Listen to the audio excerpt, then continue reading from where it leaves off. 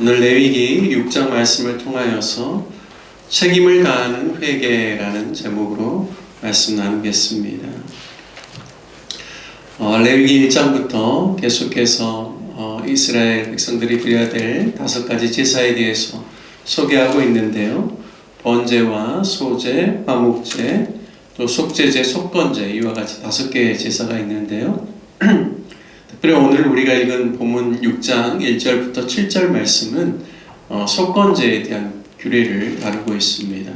이 속건제를 드리는 규례에 대해서는 6장뿐만 아니라 5장 14절부터 쭉 6장 7절까지 이야기를 해주고 있습니다.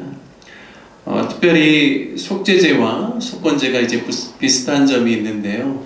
그 비슷한 점은 속제제나 속건제나 자신이 죄를 부지 중에 범하였다가 깨달았을 때 하나님께 드려야 된다는 점에서는 비슷한 점이 있습니다.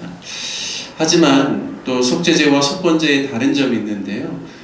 속건제는 자신이 성물에 뭔가 해를 끼쳤을 때 자신이 거기에 5분의 1을 더하여서 본래대로 되돌릴 뿐만 아니라 5분의 1을 추가하고 그리고 흠 없는 그러한 순양을 잡아서 하나님께 속건제를 드리게 되어 있습니다. 속제제는 앞서서 살펴보았던 것처럼 하나님께서 이스라엘 백성들을 가난한 자들까지 다 드릴 수 있도록 배려하심으로 여러 그러한 제물들을 속제제의 희생제물로 사용할 수가 있죠. 물론 소나 또 암 염소, 또 순 염소, 어린 양을 사용하기도 하고요. 또 산비둘기 둘과 집비둘기 새끼 둘, 그리고 마지막으로는 고운 가루 예바 10분의 1을 하나님께 드릴 수 있도록 하여서 누구든지 이제 속제제를 드릴 수 있게 하셨습니다. 하지만 속건제는 흠 없는 순 양으로 이렇게 한정되고 있는 것을 볼 수가 있고요. 또 속건제의 3가지 종류에 대해서 5장 14절부터 6장 7절까지 이야기를 하고 있는데요. 첫 번째는 5장 15절에 나온 것처럼 여호와의 성물에 부지 중에 범죄하였을 때입니다.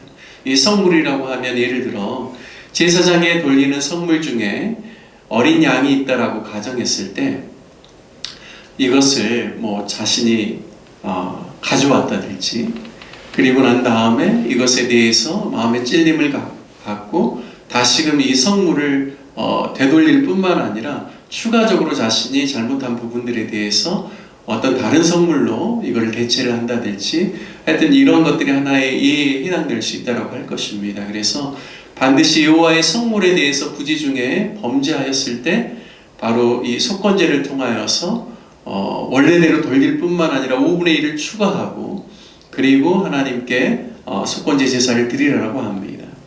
그리고 6장에 보면 두 번째 나온 것은 2절 말씀에 보면 여호와께 신실하지 못하여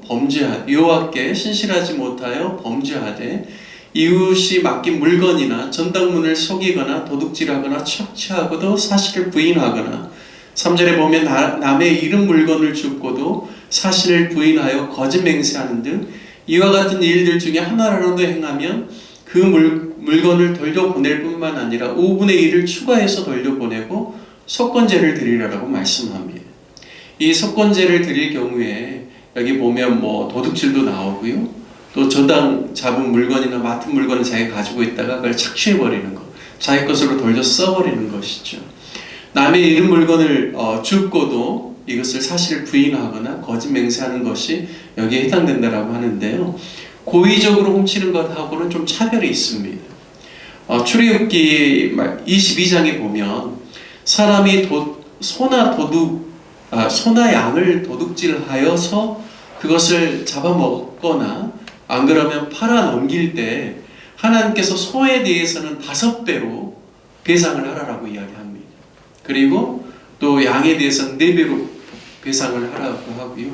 자신이 이제 훔쳤는데 그것을 잡아먹거나 누구에게 팔지 않고 보관하고 있다가 발각이 되면 갑절로 배상하라고 이야기합니다. 그러니까 이것은 도둑질한 것에 대한 분명한 배상법을 이야기를 하는데요.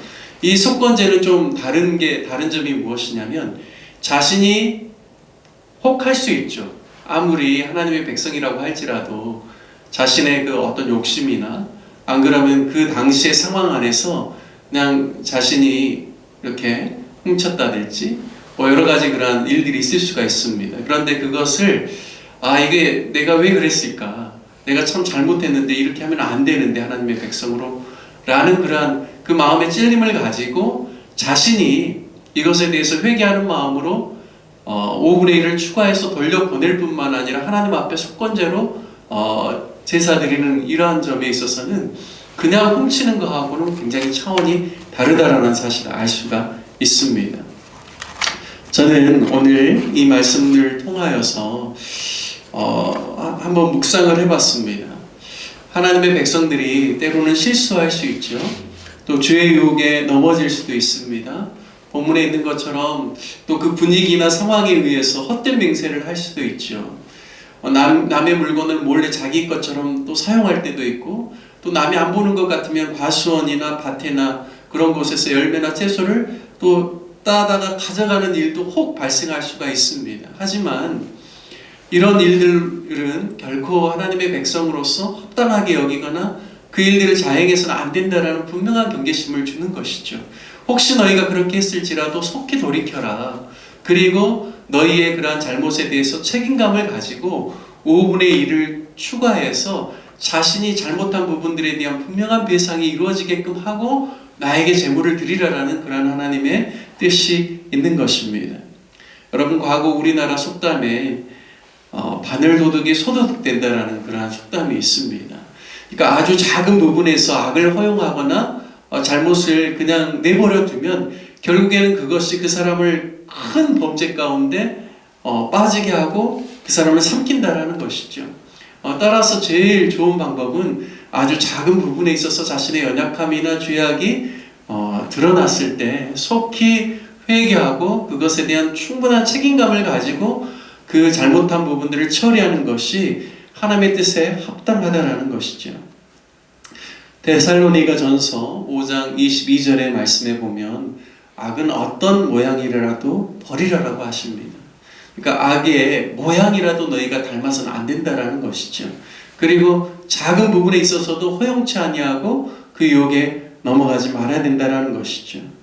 그리고 23절 데살로니가전서 5장 23절에 보면 평강의 하나님이 친히 너희를 온전히 거룩하게 하시고 또 너희의 온 영과 혼과 몸이 주 예수 그리스도께서 강림하실 때 흠없게 보존되기를 원하노라 라고 말씀하십니다.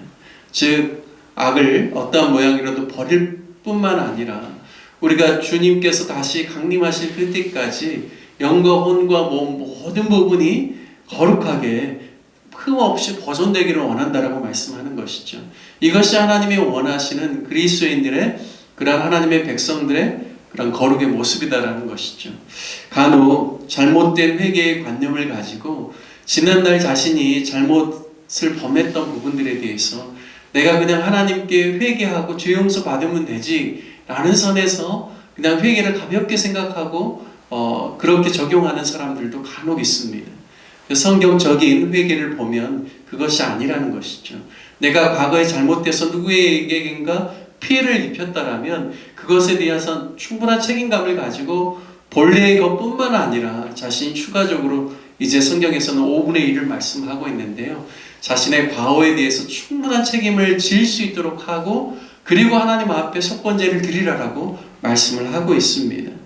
이것이 책임을 다하는 참된 회개라는 생각들을 하게 됩니다. 저는 오늘 속건제이란 제사를 묵상하면서 정말 참된 회개는 그냥 입술로만 하나님 앞에서 그냥 영적으로 마음으로만 하는 회개가 아니라 자신의 삶 가운데 누구에게인가 자신으로 인하여서 다른 사람이 피해를 입었다면 그것에 대해서 충분히 책임감을 가지고 보상하고 또 자기의 책임을 다한 후에 주님 앞에 또 회개의 고백을 드리는 것이 참된 책임을 다하는 회개라는 사실을 다시 한번 묵상하면서 우리의 삶 가운데 늘 책임감을 가지고 하나님이 기뻐하시는 거룩한 삶, 그리고 많은 사람들에게 본이 되고 덕이 되는 삶을 살아가는 저와 여러분의 삶이 되면 좋겠다라는 그러한 마음을 먹게 되었습니다.